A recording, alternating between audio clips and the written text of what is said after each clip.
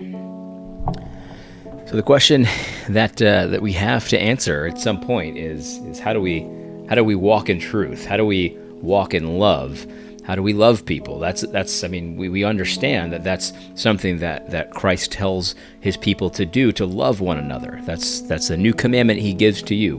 We're to love one another. We're actually supposed to show love to other people as well. And I think, love is something that it's going to be different in different contexts.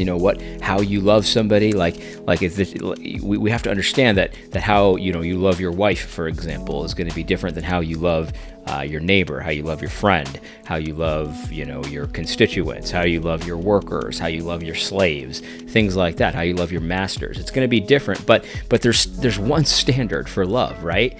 And it's not having kindly affections for someone, although it is inclusive of that. If you love someone, you should have affections for them, and to some degree. Love is not using a soft, gentle tone of voice, something like this. That's not how you understand what love is. That isn't what love is. We have to define these things biblically.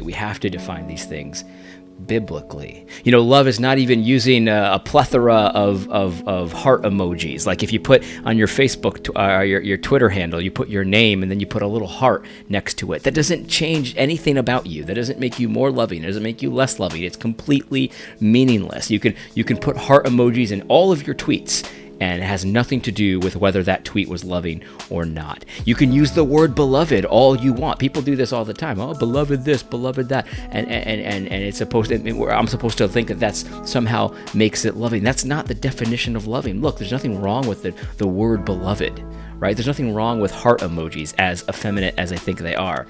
There's nothing really wrong with it. That's just that's a taste thing on my part. I use heart emojis too in ironic ways typically, but here's the thing, like that, none of that is a sign of how loving you are. How do we define love? That's the question. How do we define love? And it's extremely important question for every Christian. And this is what John says. This is 2 John. Here's what it says. This small little book. I mean, look at this. It's tiny. You could read this, probably 100 times in a day. Listen to how John defines love. Ready? He says this to the elect lady and her children. He says, I rejoiced greatly to find some of your children walking in truth, just as we were commanded by the Father.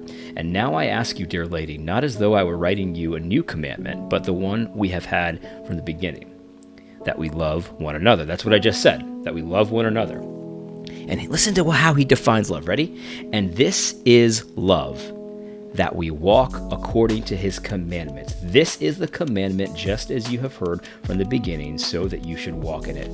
How do we define love? How do we know if we're loving someone?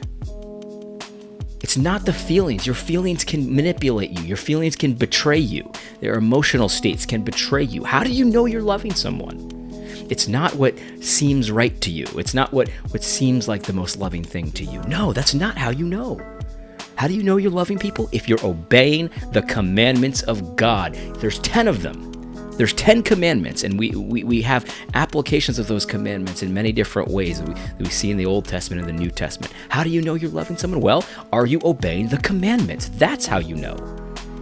You can use all the heart emojis you want. It doesn't make a difference if you're slandering and lying about someone. If you're saying something is true about someone that is obviously not true about someone. It doesn't matter how many heart emojis you use. It doesn't matter how many blog posts you write in a winsome tone of voice. It doesn't matter. Any of those things don't matter. What matters is, are you obeying the commandments? And so if you're a king, for example, you're a judge, you're on a jury or something like that, and someone gets convicted of raping somebody else, right? Do you know how you know you're loving someone? Is if on the evidence of 2 or more witnesses, that person's convicted and then they are given a swift death penalty for raping someone. That's how you know you're loving people, when you're obeying the commandments of God. Okay, so let's not pretend like well, if he has a couple heart emojis, well, that's how I know. No, that's not it. That's not it. It's not about the tone of voice. Oh, beloved this, beloved that. That's not how it is. Look, affections are great. There's nothing wrong with having affections. There's nothing wrong with being kind and gentle. In fact, these are very good things. But how do we know what love is? Is it who seems kinder? Is that how we know what love is?